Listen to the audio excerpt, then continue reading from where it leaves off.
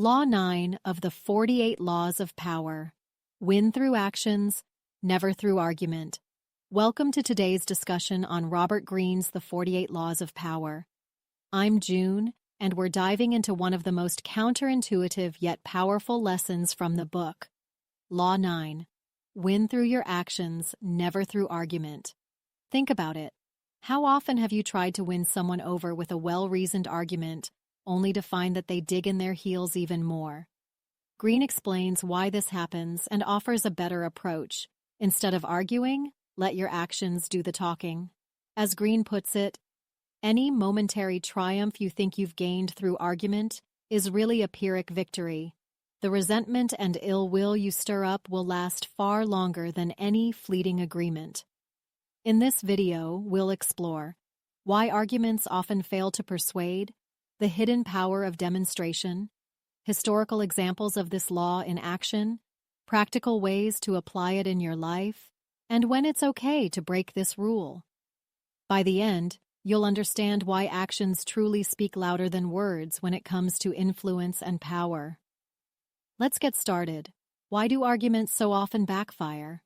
The answer lies in human psychology. First, arguments trigger defensiveness. When you challenge someone's beliefs, they feel attacked. Instead of listening to your point, they focus on defending their position. It's no longer about the truth, it's about protecting their ego. Second, arguments create resentment. Even if you win the argument, the other person often feels humiliated or belittled. That resentment can linger, damaging your relationship and undermining your influence. Finally, words alone are often unconvincing. People are naturally skeptical of what they hear, especially if it contradicts their existing beliefs. As Greene says, people are suspicious of words. They suspect you're trying to manipulate them because you can't prove your point through action. Let's look at a historical example. During the French Revolution, Robespierre was known for his eloquent speeches about democracy and virtue.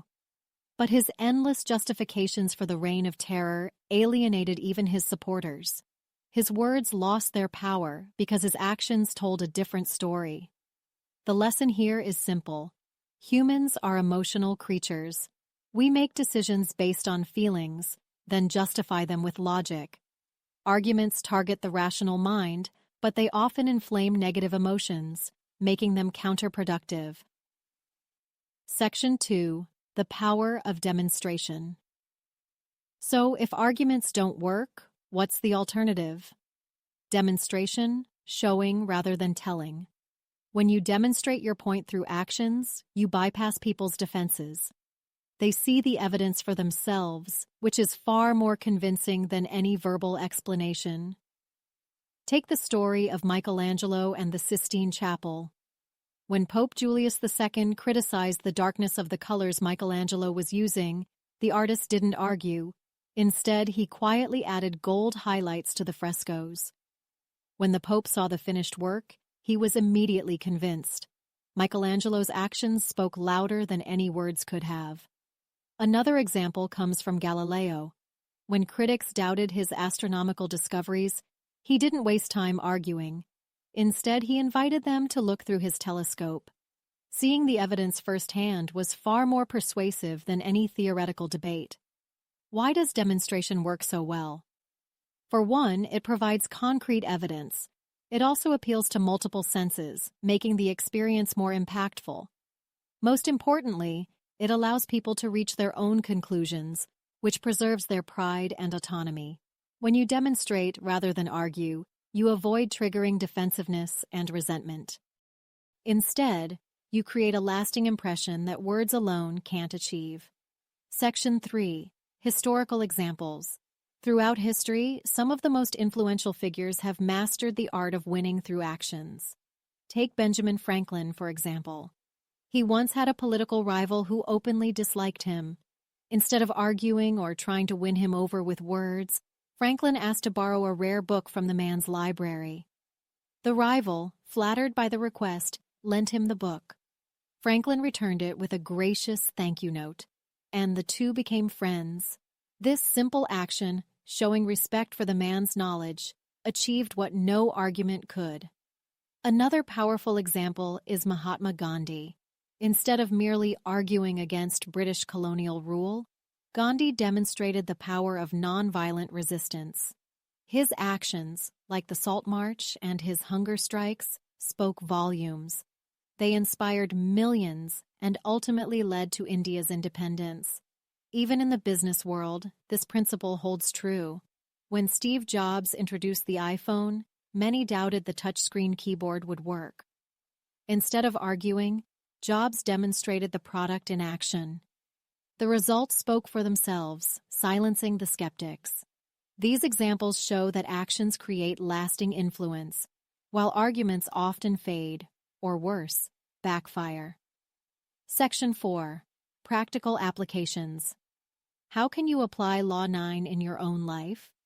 Here are a few practical tips. In the workplace, instead of arguing that your idea is the best, create a prototype or run a small test. Let the results speak for themselves. When people see tangible success, they're far more likely to support your idea. In relationships, show your commitment through consistent actions.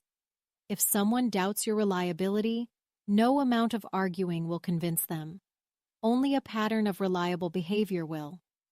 As a leader, model the behavior you want to see.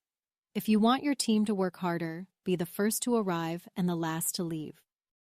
Your actions will inspire them far more than any speech about work ethic. And when facing criticism, resist the urge to defend yourself verbally. Instead, let your actions prove the critics wrong. This approach requires patience, but it's far more effective in the long run.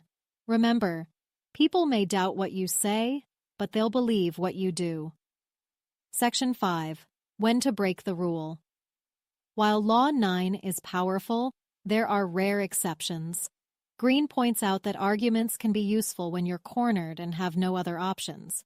In these situations, a passionate, emotional argument can sometimes distract from the truth or buy you time. Additionally, in certain fields, like law, academia, or public debate, arguments are part of the game. But even in these cases, supporting your words with evidence or demonstration will make your argument far more compelling. The key is to use arguments sparingly and strategically, not as your default approach. To wrap up, let's recap the key lessons from Law 9 of the 48 Laws of Power. Arguments often fail because they trigger defensiveness and resentment. Demonstration is far more effective because it provides concrete evidence and allows people to reach their own conclusions. Actions build credibility and influence in a way that words cannot. Use arguments only as a last resort, and even then, back them up with evidence or action. As Robert Greene reminds us, demonstrate, do not explicate. This principle has stood the test of time because it aligns with human nature. We trust what we see and experience far more than what we're told. So the next time you're tempted to argue, pause and ask yourself, how can I demonstrate this instead? You'll find that your actions carry far more weight than your words ever could. Thank you for watching. If you found this video helpful, please like, subscribe, and share it with someone who could benefit. And let me know in the comments. Have you ever seen this principle in action? I'd love to hear your stories.